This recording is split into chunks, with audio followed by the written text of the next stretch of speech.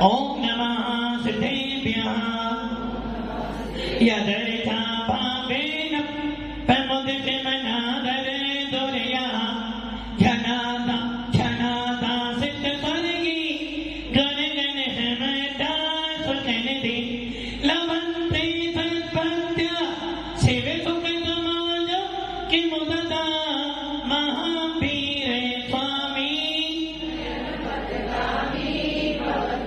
महावीर स्वामी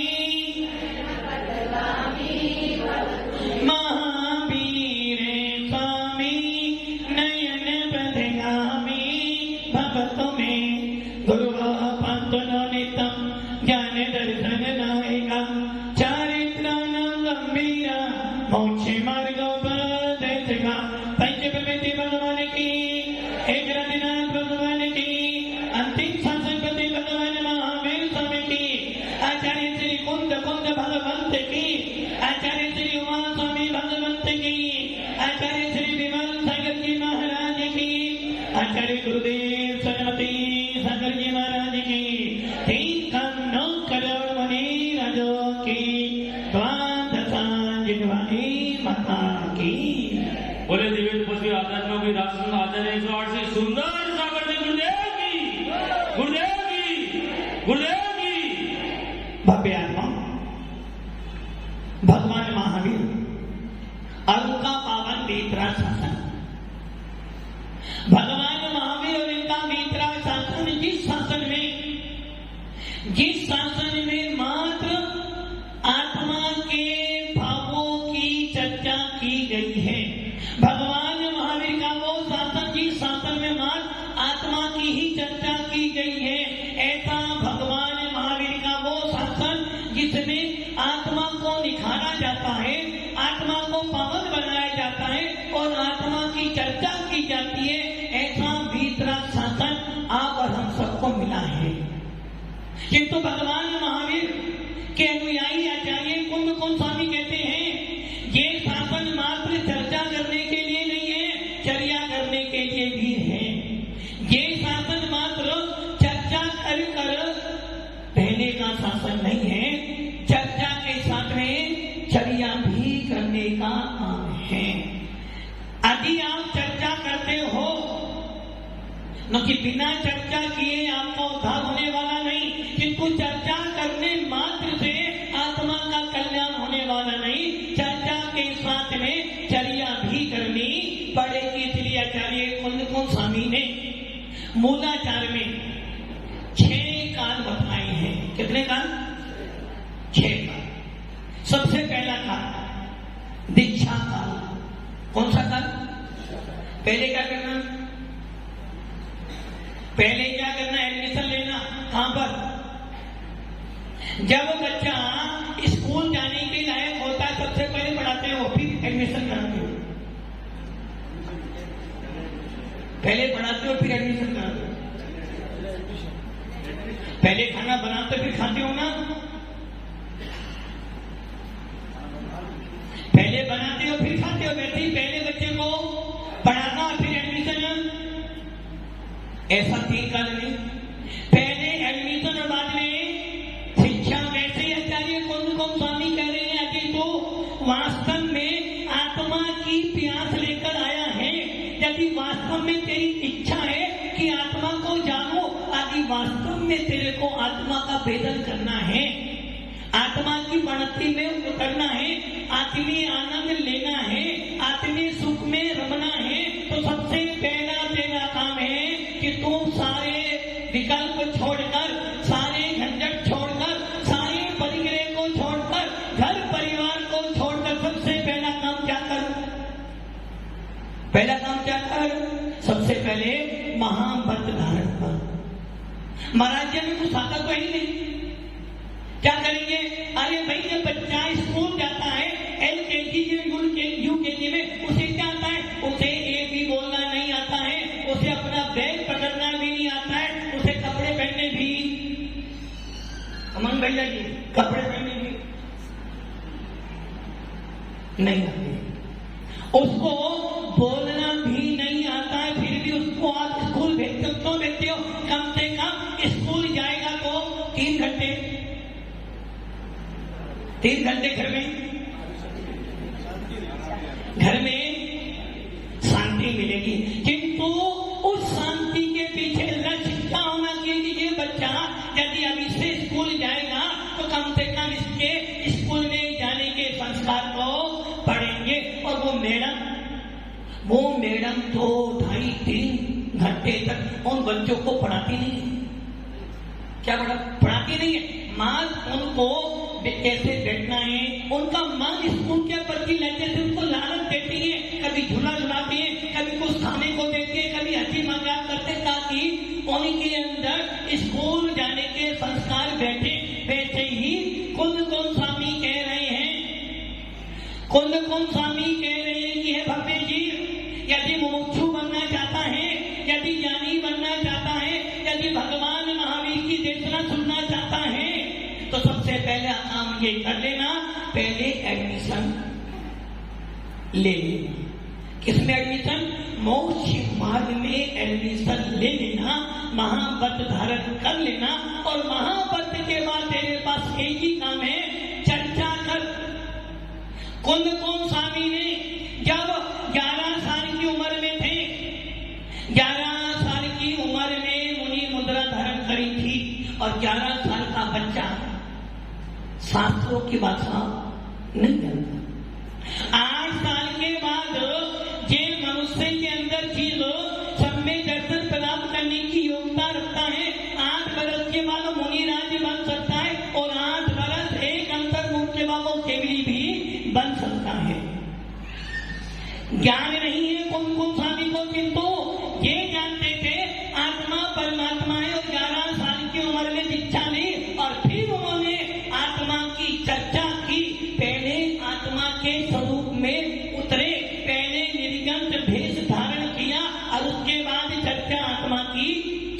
क्योंकि आत्मा की चर्चा करने वालों के लिए, आत्मा की चर्चा करने का जिनका मन है, या जो आत्मा की चर्चा करना चाहते हैं, जो आत्मा को देखना चाहते हैं, आत्मा का आनंद लेना चाहते, सबसे पहला रास्ता, सबसे पहला शर्त है कि तेरे को जो आत्मा के अंदर बाधक हैं उसे छोड़।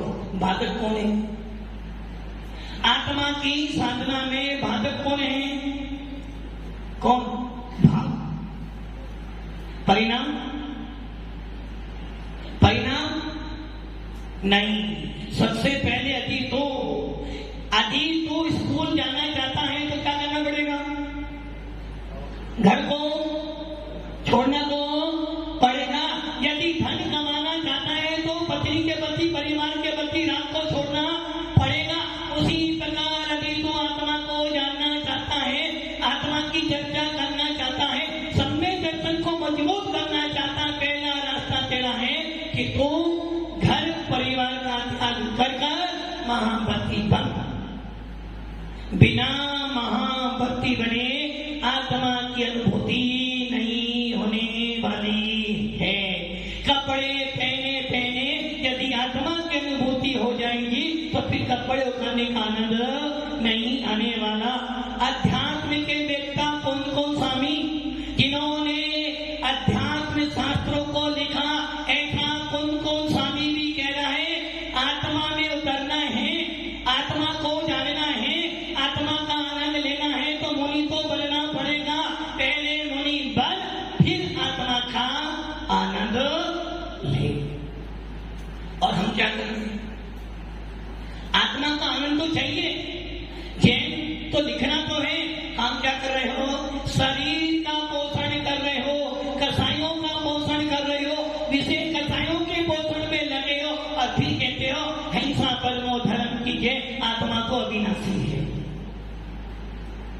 अरे भैया, आत्मा की चर्चा वो करे जिनको आत्मा में आनंद लेना है, और जिनको आत्मा में आनंद लेना है उसको अपने घर परिवार को छोड़कर आत्मा में उतरने के लिए निर्गंत भेष को धारण करना पड़ेगा। वो सेठ जी ने क्या किया था? सेठ जी ने क्या किया था? आत्मा की चर्चा के लिए बैठे तो थे, किंतु अभी क्या था? अभी परिणाम इतने अच्छे नहीं थे, इतने उज्जवल नहीं थे। सामने कौन था? शैतानी सामने थी। और जब शैतानी सामने थी, क्या कर रही थी वो भी सोच रही थी सेठ जी बैठे हैं तो क्या कर रहे थे? शैतानी की बात तो याद है, अपनी बात याद। और क्या हुआ? सेठ जी को प्यास लगी, मरकर क्या बन गए? मेंढक। और राजा सैनिक जब भगवान महावीर के समोसण में जा रहा था और साथी ने अपना पैर उठाया और मेंढक पैर के नीचे था और पैर मेंढक के ऊपर था। किंतु जैसे ही मेंढक आगे बढ़ने के लिए तैयार हुआ था, उस हाथी ने अपना पैर, और क्या हो गया? मेंढक मर गया। किंतु मन में क्या था? काय के भाव थे? भाव काय के थे? समोसन के भाव नहीं थे। भाव थे वीतराग मुद्रा के दर्शन करने के। समोसन में तो तुम भी होकर आए बहुत बार, समोसन में तो आप भी बहुत बार गए हो। और ऐसा ही नहीं, तीर्थंकर के पास में बैठकर भी आए होंगे, किंतु फिर भी आपके भाव। इसलिए उमा स्वामी भगवान तत्वान सूत्र के दूसरे अध्याय के तीसरे सूत्र में कह रहे हैं, संवित्व चारित्र्य औपसमी भाव के बिना तेरा जीवन व्यर्थ है। बिना औपसमी भाव परार्थ के तेरा मोक्ष मार्ग नहीं बन सकता। यदि भावों को निर्मल करना चाहता है, यदि अपना चौथा गुण स्थान प्राप्त करना चाहता है, यदि चाहता है कि तुझे लोग भव्य गए, यदि चाहता है कि केवली के ज्ञान में, यदि तेरी इच्छा है कि केवली के ज्ञान में तेरा परिचय आए। किनका परिचय? संतोष जी, किनका परिचय? केवली के ध्यान में, केवली के ज्ञान में आपका परिचय है या नहीं है?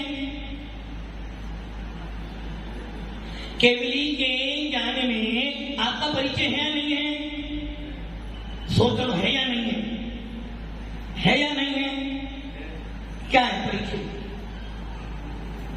केवली के ज्ञान में यदि चाहते हो कि हमारा परिचय जाए, तो सबसे पहले केवली भगवान कह रहे हैं, यदि तू चाहता है, तेरी इच्छा है कि तेरा परिचय मेरे ज्ञान में आए और मैं अपने मुख से कहूं कि तू भव्य है, तो भव्य है, तो क्या काम करना पड़ेगा?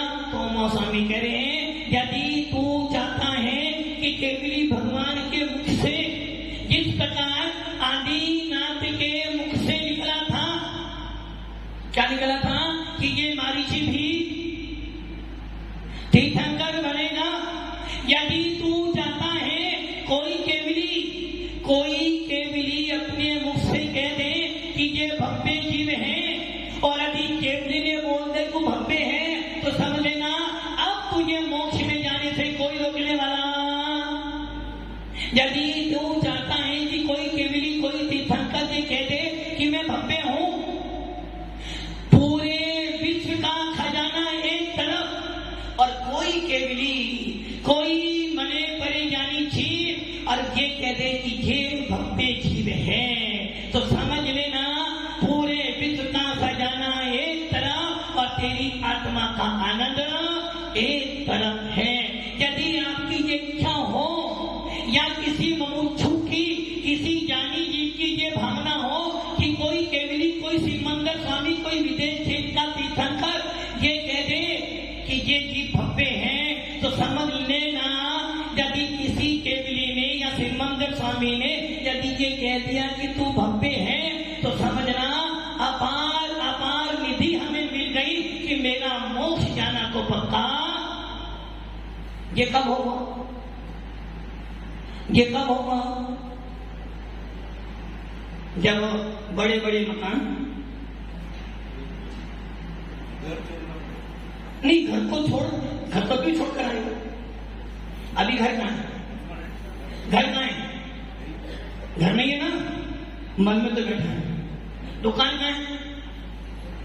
बाजार में, मन में है ना। तो घर छोड़ना जरूरी नहीं, सबसे पहले मन को सुधारो। मन को, मन में तो बैठा है, 3 मंजिल की दुकान है और 10 बजे जाना तो जाना है। कीर्ति जी धन, किंतु ये धन नहीं।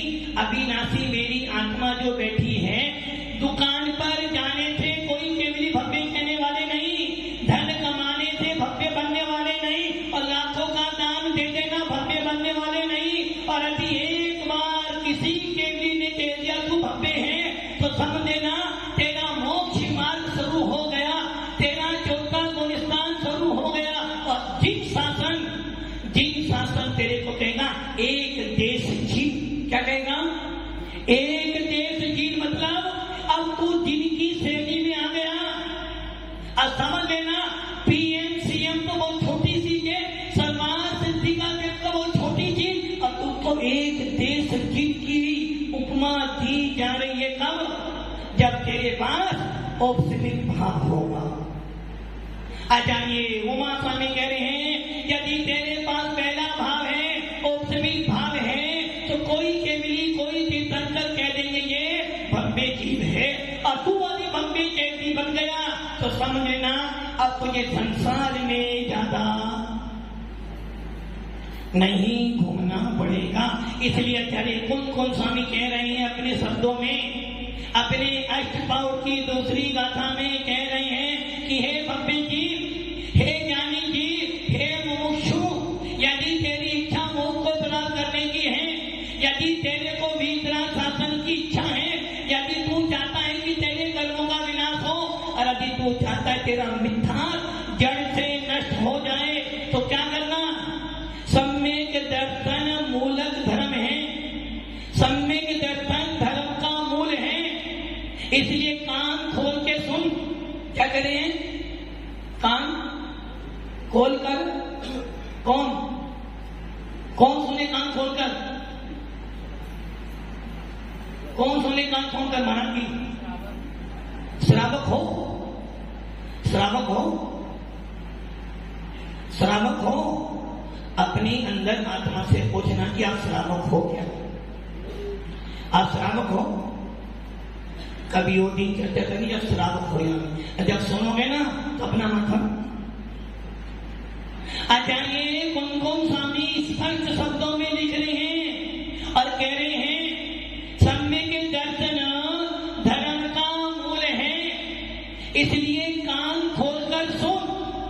कान बंद किए ना, तो कान खोलने का मतलब क्या हुआ? कान ये कान नहीं, अपने उपयोग को लगा और उपयोग पूर्वक सुन ले।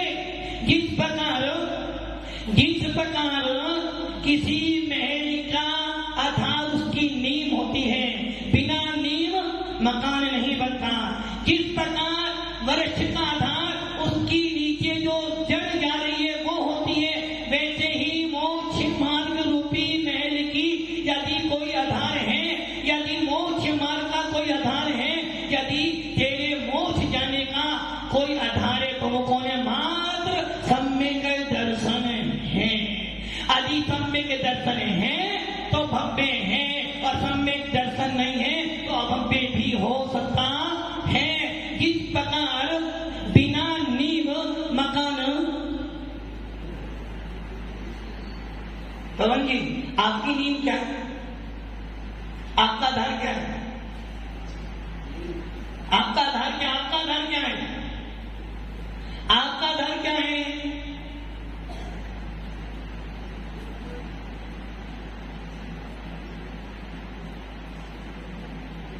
नहीं पता?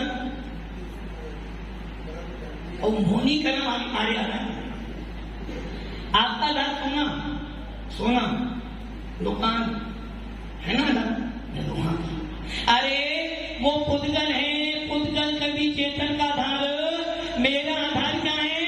मेरे सम्यक दर्शन जीव तत्व का मूल आधार है। सम्यक दर्शन जीव तत्व का मूल आधार है, उसका ज्ञान। यदि जीव तत्व के अंदर सम्यक दर्शन है तो समझना वो परमात्मा की श्रेणी में आ गया है, वो परमात्मा बन जाएगा।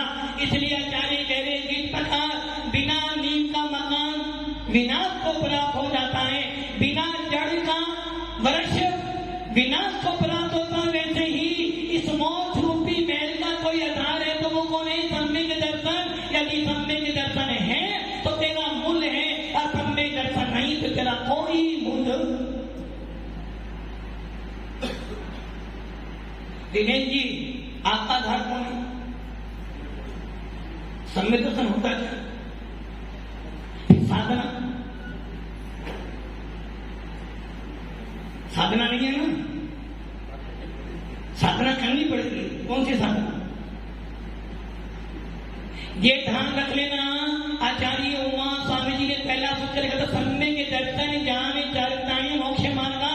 यदि साधना के मार्ग पर भी आना चाहता है, यदि कथाएं को कम करना चाहता है, यदि राग देश को कम करना चाहता, अहंकार को कम करना चाहता है, ममकार को कम करना चाहता, यदि तेरी इच्छा है कि मेरी आसक्ति कम हो, यदि तू चाहता है कि मेरा आत्मा में शांति की प्राप्ति हो, तो सबसे पहला काम है तुझे सम्यक दर्शन को प्राप्त करना पड़ेगा। मिथ्यात्व छोड़ना पड़ेगा। जब तक मिथ्यात्व होगा, सम्यक दर्शन आने वाला। 192 क्या कहे? ये तो ध्यान है कि 1 2 तलवार, किंतु एक घर में 2 स्त्री रह सकती है, बाहर वाली भी। और पवन जी देखो, स्त्री का नाम है पवन जी की चेहरा एकदम गुलाब की तरह खिल रहा है, और अभी बोल दो महाराज बनी हो तो एकदम मुझा जाएंगे। तो ये ध्यान रखना, जिस प्रकार 1 में 2 तलवार नहीं रह सकती, वैसे ही एक आत्मा में 2 वस्तुएं नहीं रह सकती। यदि आत्मा में मिथ्यात्व है तो समझ लेना सम्यक दर्शन से बहुत दूर हो, भावों से बहुत दूर हो, और मोक्ष मार्ग से बहुत दूर हो। और यदि मिथ्यात्व रहता है तो वो ये कह रहा है छोड़ूंगा नहीं। किसको? वो मिथ्यात्व के साथ वकील साहब सम्यक दर्शन है, वकील साहब सम्यक दर्शन है। गई भैंस पानी में, मैंने कल बोला था ना, भैंस क्या करती है? ना तो पानी पीती है, ना पीने देती हो, गंदा करती है। वैसे ही जिसके परिणाम मिले जुले हैं, ऐसे हैं मिले जुले, ये भी भगवान है, ये भी भगवान है, जिनके परिणाम मिले जुले हैं। आपने मिक्स सब्जी खाई, स्वाद किसका आएगा? वकील साहब, स्वाद तो आया, स्वाद तो आया। आपने मीठे के साथ में नमकीन खाया, स्वाद किसका आया? किसका आया? दोनों का आया ना, स्वाद किसका आया? आपने शिकंजी पी, स्वाद नींबू का है, नमक का है। महाराज ये जिसका स्वाद को, वैसे जिसके परिणाम मिठास के भी है और सम्मित के भी है, ऐसा जीव है मिश्र वाला, मिश्र गुणस्थान वाला, कभी अपना कल्याण, क्योंकि उसके पैर 2 नाव पर है, और 2 नाव वाले पे तो डूबना ही डूबना है। तो डूबना है आपको। वकील साहब, कौन सम्मित किसी मिठा किसी? नहीं, ये तो गलत है, क्योंकि आपका चेहरा बता रहा भी सम्मित नहीं हो। अभी कहीं ना कहीं मन में मिथ्यात्व बैठा है, कहीं ना कहीं अभी विरोधी पार्टी बैठी है, और जब तक विरोधी पार्टी बैठी है, सम्यक दर्शन को तो आत्मा के प्रति रुझान भी नहीं होने वाला है। इसलिए आचार्य भगवान कह रहे हैं, जिस प्रकार बिना नींव का मकान नहीं होता, वैसे ही यदि तू मुमुक्षु बनना चाहता है, आत्मा का वेदन करना चाहता है, तो सबसे पहली सीढ़ी है सम्यक दर्शन। जो लोग अध्यात्म शास्त्र पढ़ते हैं, जो लोग समय सार, नियम सार, प्रवचन सार को पढ़ पढ़कर क्या कहते हैं, मंदिर में कुछ नहीं है, साधु संतों के पास जाना व्यर्थ है, किंतु आत्मा का ध्यान करो। अरे भैया, आत्मा के संवेदन करने के लिए, आत्मा को जानने के लिए सबसे पहले जिन्होंने आत्मा जानी है, उनके पास जाना पड़ेगा। इसलिए आचार्य कौन कह रहे हैं, भैया मैं भी था, मैं भी तुम्हारे जैसा था, कि कुछ जब तक आत्मा का वेदन नहीं हुआ, जब मैंने कुछ अलग किया, जब मैं महाराज बना, जब मैंने 6वां 7वां गुण स्थान प्राप्त किया, तो मुझे भी आत्मा का आनंद आया और उस आनंद को मैंने कुछ शब्दों में लिखने का प्रयास। आप लोग यदि चाहते हो कि आपका संसार में काल कम हो, और यदि आप चाहते हो कि घर में शांति चाहते हो क्या? लगता तो नहीं। शांति चाहते हो? शांति किससे मिलेगी भैया? कहना शांति किससे मिलेगी? वो भी लोग कहते हैं घर में रहो, आत्मा तो शुद्ध है, कुछ भी खाओ, दिन भर दुकान पे रहो और 9 बजे आओ, रात में खाओ, अभी बोलो हमारा शांति है। सही है ना?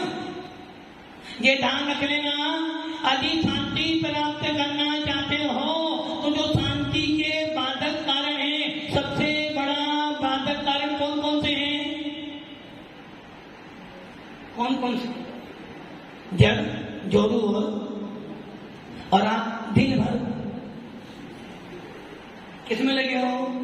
आपके पास इतना भी समय नहीं कि हम जाकर गिरवानी सुन लें। आपके पास इतना भी समय नहीं कि हम साधु संतों को लाए हैं। कम से कम कुछ तो 4 महीने 5 महीने आत्मा के लिए करें और बात कर रहे हो। रहे सदा संग, क्या करे अभी? रहे सदा संग, संग होने का, ध्यान होने का, किसका? धर्म। ये ध्यान रख लेना, सम्यक दर्शन के अभाव में, उपसिमी भाव के अभाव में तेरा मोक्ष मार्ग शुरू नहीं, और जब तक मोक्ष मार्ग शुरू नहीं तू मुमुक्षु नहीं बन सकता है, तू ज्ञानी नहीं बन सकता है। यदि ज्ञानी बनना चाहते हो तो क्या करना पड़ेगा? सम्यक दर्शन, उपसिमी भाव प्राप्त करना पड़ेगा। ये भाव कह रहा है मेरे बिना तेरा मोक्ष मार्ग शुरू होने वाला। इसलिए जीवन में 5 भावों का बहुत बड़ा मूल्य है। यदि ये 5 भाव समझ जाओगे तो तुम्हारा जीवन इतना अच्छा बन जाएगा कि आपको फिर दुकान और घर में आनंद नहीं आएगा, यही आनंद आएगा। वो मेंढक मर गया और मरने के बाद कहां जाएगा? परिणाम कैसे थे? अच्छे थे। अच्छा, कोई तुम्हें हाथी के नीचे मारे, तुम्हारे परिणाम अच्छे बनेंगे? हाँ। मान लो गाड़ी से जा रहे हो, सामने ट्रक आ रहा है, कैसे भाग तुम्हारे? भाग कैसे बनेंगे तुम्हारे? सामने गाड़ी है तुम्हारी, पीछे सामने से ट्रक आ रहा, तुम जा रहे, बोलो भाग कैसे बनेंगे? अच्छे बनेंगे। अच्छे बनेंगे क्या? आपके सर पर बंदूक लगा दी, भाग कैसे बनेंगे आपके? अच्छे। क्या बोलोगे? नमो यंत्रणा, नहीं बोलोगे ना? भाव अच्छे बनेंगे। अभी यही बोल रहे हो, अभी यही बोल रहे हो। यदि कोई बंदूक लेकर आ जाए तुम्हारे भाव, अब क्या होगा? सही है ना? अब मेहनत के ऊपर कौन है? हाथी। उसके बाद कैसे बने? अच्छे बने। हाँ, तुम्हारे खराब उसके अच्छे बने। हाँ, हमारे पशु था ना इसलिए अच्छे, वो क्यों कोई खाई नहीं, मेरे को आगे पीछे बहुत सारे लोग। उस मेंढक के नीचे हाथी ने अपना पैर रखा, मेंढक मर गया, और राजा सैनिक जब समोसर में पहुंचा और पहुंचने के बाद उस सबको देखना, देखते देखते उसकी दृष्टि एक देव पे पड़ी और मन में भाव आ गए। इस देव को देखकर मन में विकल्प आ गया, ऐसे देव होते हैं क्या? ऐसा देव भी कोई होता है? उसने तुरंत भगवान महावीर से पूछ रहे कि हे भगवान, हे त्रिलोकाधिपति, हे केवल ज्ञान भावो, मेरे मन में विकल्प आया, आप जानते हो, फिर भी पूछ रहा हूं क्योंकि तो मेरी शंका से सबका समाधान हो जाएगा। हे भगवान, ये जो देव बैठा है इसमें मुझे कुछ अजीब लग रहा है। इस देव को देखकर मेरे मन में विकल्प उत्पन्न हो रहे हैं कि देव के मुकुट में मेंढक का चिन्ह बना हुआ, आखिर ये देव कहां से आया है? तो भगवान ने कह दी, है राजा सैनिक, ये सब करा तेरा ही है, ना तू करता ना ये देव ऐसा होता। तू जब आ रहा था समोसन में तो तेरे हाथी के पैर के नीचे ये मेंढक मरा, और मरने के समय इसके भाव जिनेंद्र देव की भक्ति के प्रति थे, इसलिए मरकर ये देव गति में पैदा हुआ और ये देव बना है। इस देव के मुकुट में मेंढक का चिन्ह बना हुआ है। भावों की विशुद्धि और उस मेंढक ने उस पर्याय को छोड़कर फिर पर्याय प्राप्त कर ली, सबमें दर्शन प्राप्त कर लिया, मोक्ष का अधिकारी हो गया। हम सब भी अपने परिणामों को उज्जवल बनाएं, निर्मल बनाएं और अपना मोक्ष मार्ग प्रशस्त करें। ओम नमः शिवाय।